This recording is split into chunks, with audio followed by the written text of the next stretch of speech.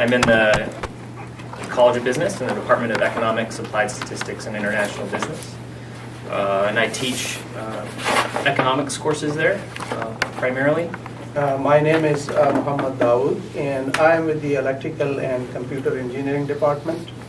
And mostly I teach courses in electromagnetics and maybe a little bit of related to the education. I try to do some research in that area too.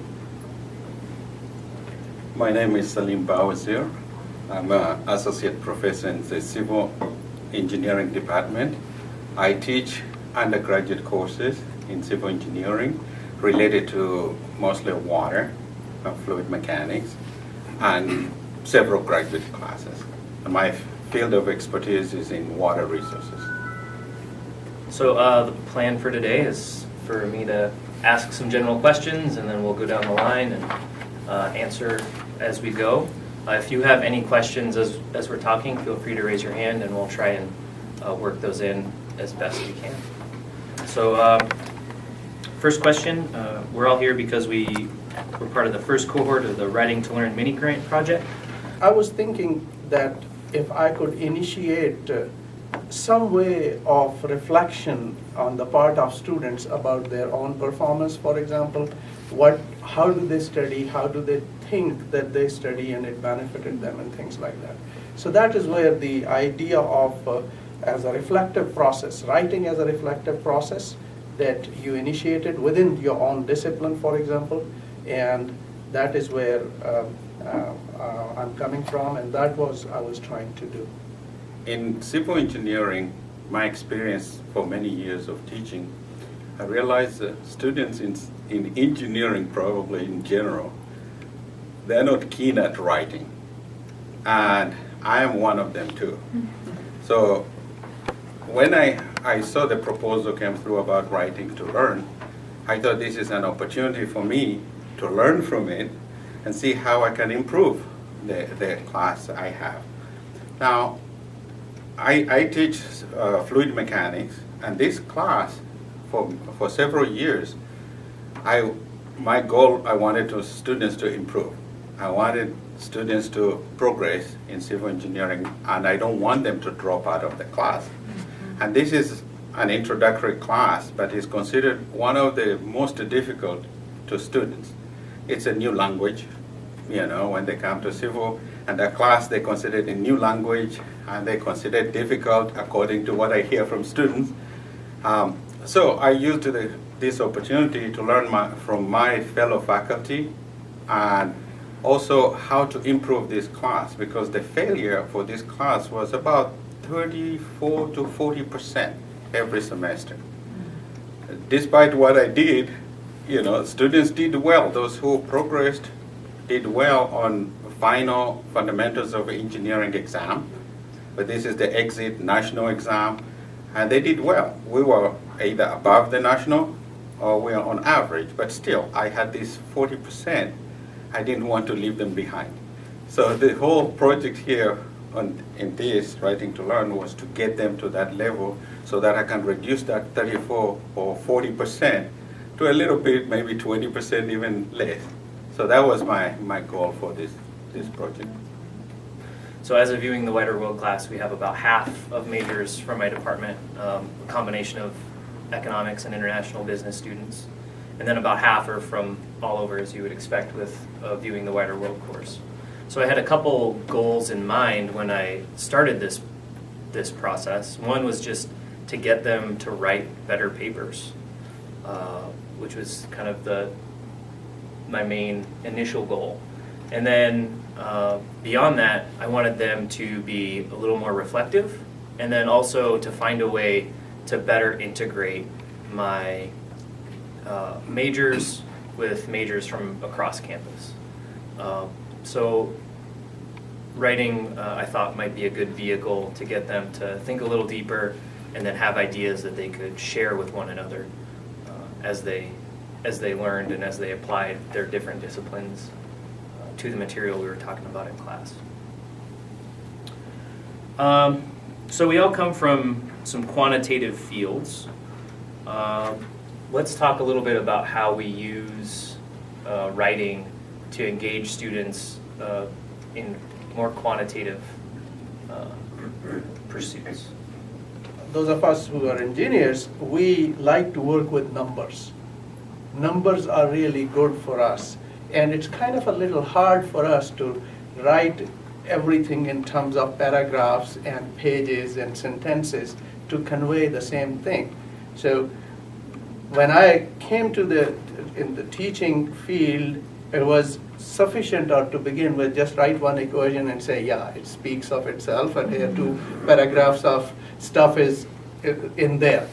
So, but that was not that I realized at much later stage that it's not the way the students look at it. As a professionals, sit and start writing something, we realize, oh, I need this thing also with it. Oh, I didn't have this one also there if I want to convey the same idea. So that was my thought process from that perspective, that if my students start writing something about their own, let's say, assignment or anything of the sort, they would have a similar things that I have done in my, that basically was the idea that I was bringing with this writing process from that perspective.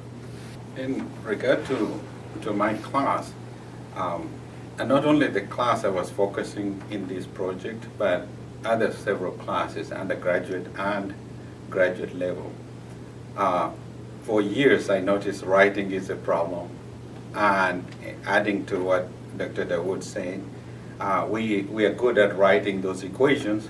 However, students don't relate those equations to the meaning of the equation, how to write this in such a way that you can understand and follow the equation from the beginning of setting up the equation and following that all the way to the end, and then writing a conclusion and talk about it.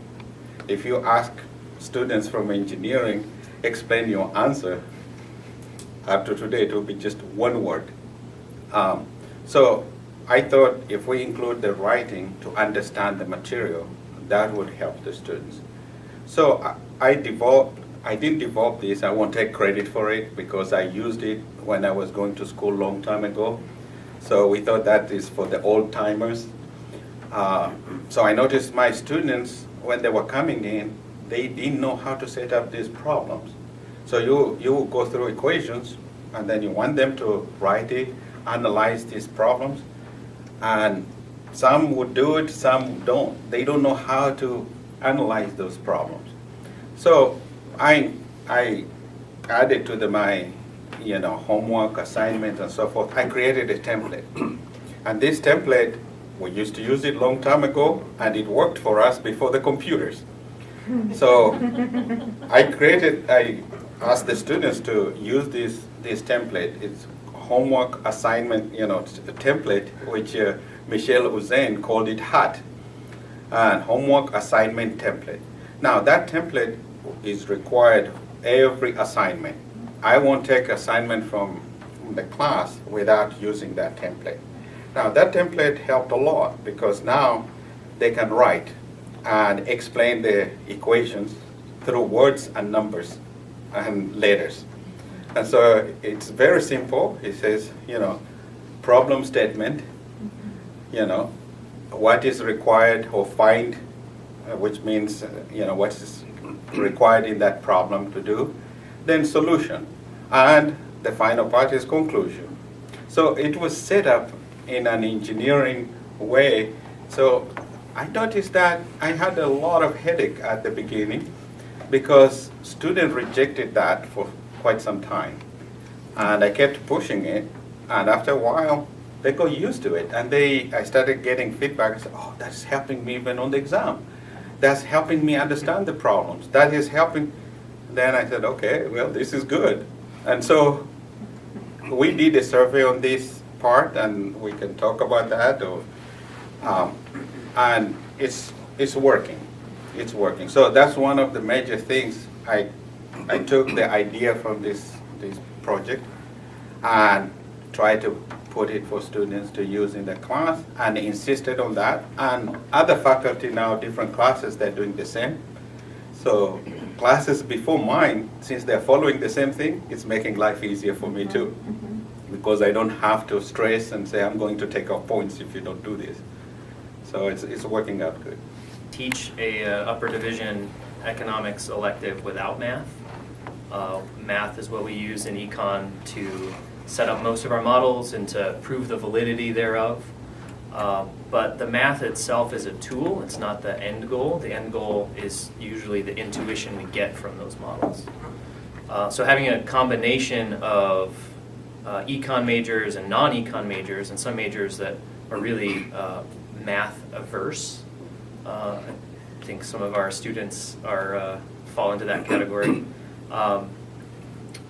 Trying to find a way to bring the intuition from the models out in the students is something that's really difficult to do, and it's especially difficult when students are somewhat math averse. Even when students can understand the math and they can understand the equations that we're talking about and they can solve the equations for X, it doesn't necessarily give them the deeper intuition, the understanding of what's going on. So I've found that using writing in class to help build on the models that we're discussing and help them to explore what that intuition is and what does the model mean? What does changing this variable is going to have an impact on this other variable? But what does that mean? Taking a step back, how do we interpret that in a broader context? So I think using writing for my class has been huge in helping my students develop that inquisitiveness and that intuition that they need to succeed and really understand the material. So we've talked a little bit as kind of an overview of what we do with writing and how we see it affecting our students a bit. Let's talk about some of the specific strategies we use, because I know we all use slightly different strategies. You touched on a few a bit already, yeah. But we'll hit Mohammed, and maybe you've got a couple more, and I've got a couple too. Am I going to go first? If you want. All right. So I basically, when I was teaching this class, simultaneously, almost around the same time, I started doing something with relation to the metacognition and reflecting on what you do, how you do, and things like that. So in that respect, after the exam, I gave them it has 5 prompts and just the one assignment which had simply asking them to, you have this exam, it has been returned to you, it is graded now, you want to reflect on it. So it has 5 prompts with reference to that particular exam, what topics or concept you had difficulty with, for example. So that was one prompt. And they were supposed to write a paragraph on that particular difficulty, explaining what topic was, why the difficulty. Reflect as to why you had the difficulty in grasping those concepts, so the little bit more depth. So another prompt was there. Could the above difficulties be related to the way you studied and learned the material? So this was essentially related to this metacognition stuff, that how they study and things like that. So that was another reflective piece in there. And then the last 2, what you could have done differently or will do differently to remedy the situation for future tests. So that was essentially putting them on a path how they might want to change something for their future exams. And then finally, how instructor can help you with number 4 just above. So that was basically, I wanted some feedback from them that if I were to change something in my way of doing things, that may be helpful to them. So that was my the first assignments that I gave it to them. Okay, I'll get to the second one after. Sure. In addition to what I added to the class using this template, I changed a little bit the way I assigned the problems. In most engineering textbooks, an example for the same class is arranged that there's a lot of questions students can practice and so forth. But even with those questions in the textbook, students still at that level, they have problems. They sometimes don't know how to interpret the question, and sometimes it's just interest. They see it as something, because that class you cover chemistry, you cover physics, you cover all these different topics which they're supposed to have taken already. In addition to the template, I added these assignments. And these assignments basically, I took the topics, relate them to real life. So for example, I would give them, we talk about the theory, how to calculate the speed of sound in liquids and gases. And then I'll pull something on the internet like Felix, who jumped here at White Sands last year or the year before from space. The first person to break sound barrier. By showing that video, then I said, okay, let's prove that really Felix broke the sound barrier. So that's one example. And then I give several examples related to real life. Because engineering students and engineers in general, in civil engineering, would like to construct things, would like to build things, and breaking them up too. So I tend to, my teaching now is basically every topic I talk about, I bring real life, and I give them assignments on that. Some of the assignments I will say, okay, mom wants to irrigate their garden, and here's a tank of water, the volume is this, the density is this, now calculate how long we can drain that water out of this tank. It gets them to go home and think about it and look around and relate it to real life, but at the same time, behind it there's theory and so forth. So these are the things I implemented, in addition to a lot of other aspects I changed by learning in this group. In fact, I remember we were talking about, learn what psychologists do, what sociologists did. And so I thought that was very helpful in this project. I got to hear other fields, how they teach, how they respond to students, and what was the benefits of it, and what worked, what didn't work. I thought that was great. Since the beginning of the project, I wanted to, I was a little bit skeptic. I said, I've been teaching for 17 years or more, so, what am I going to benefit here? But the truth is, I benefited a lot. Just talking to colleagues, there's things I didn't even think about. And now I took those from different fields, now I'm applying them to engineering. So hopefully, I've seen improvement in their grades. Students are alert, especially in the morning, sometimes 7:30 class or 8:30. And so it's working out good. So we'll see what happens in the long term. To help my students write better papers, I've really started scaffolding my term projects. So instead of having one paper that's due at the end and we assign it the first week of class and hope they start working on it, I assign it the first week of class, and then I have a few checkpoints along the way. And I actually don't see it until they turn in their final product. But a couple of the checkpoints that I have, so they do see their project proposal, which is just a page or two outlining the country they're choosing and the development issue in that country, and what theories we've already seen in class that might relate to that. So just kind of getting them to think about the project a little bit bigger. Then they write a working draft, which they share in their learning teams. Then they write a peer review draft, which I assign to a student in a different learning team as a blind review. And they each write a short referee report and grade each other on that. And before we do that, we do a referee report in class. And it's actually pretty engaging to have them read through a short paper and then rip that paper apart.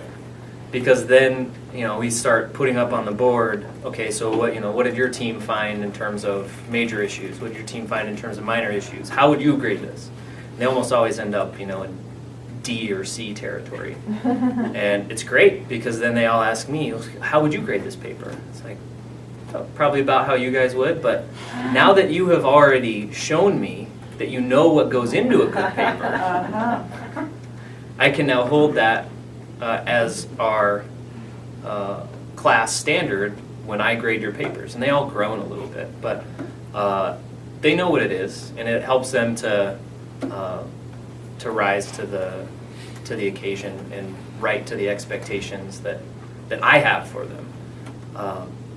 And then they go and they rewrite their paper after they get their peer reviews back, and the papers have been very, very good. I've been satisfied with them. The other main strategy I do, so scaffolding is for the main paper.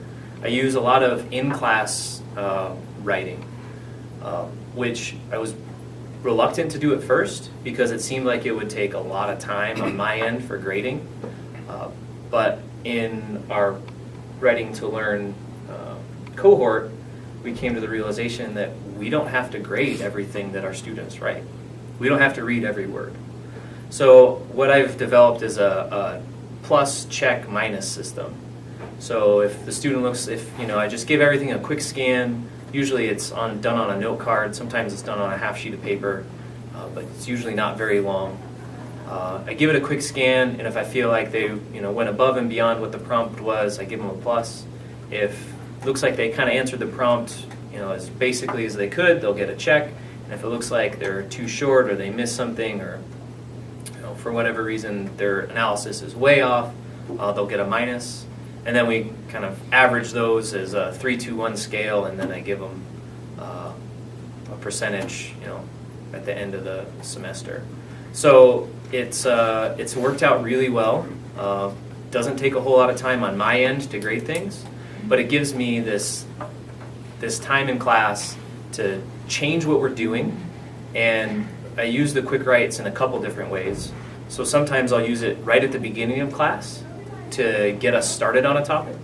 Sometimes in the middle of class when we're starting to lose that energy in the room, we'll do a quick write. Or if we've come to a tough problem and we need to reflect and kind of bring our own experiences into the class, before we do discussion, sometimes I'll do a quick write so that everybody now has something in front of them to say. So you're not getting the same students, who are quick, they've already thought about it, piping in. Everybody now has at least something that they've thought about. And sometimes I'll use it at the end of class as kind of like a recap, or let's take this and extend it into the real world, let's extend it into your discipline a little bit more. So those quick writes have become a really integral part of my teaching process. And I like the way that it helps the student change the part of the brain that they're using. So instead of being this passive learning experience where I'm up there talking, or maybe a couple people are chiming in class discussion, everybody's changing the mode of learning and being active and committing to putting something down on paper. So I've really enjoyed that, and that's, I think, almost more important than the scaffolding in terms of my students' learning. So that was a pleasant surprise to stumble across that through this process. I wanted not to go through all these. If one student writes 5 paragraphs on these 5 prompts, for example, and I have 40 students, so it's going to be quite a bit of work for myself as well as for my grader to do it. So what I did, the second one was basically put it on the canvas itself, and instead of asking each one separately write it, make a group.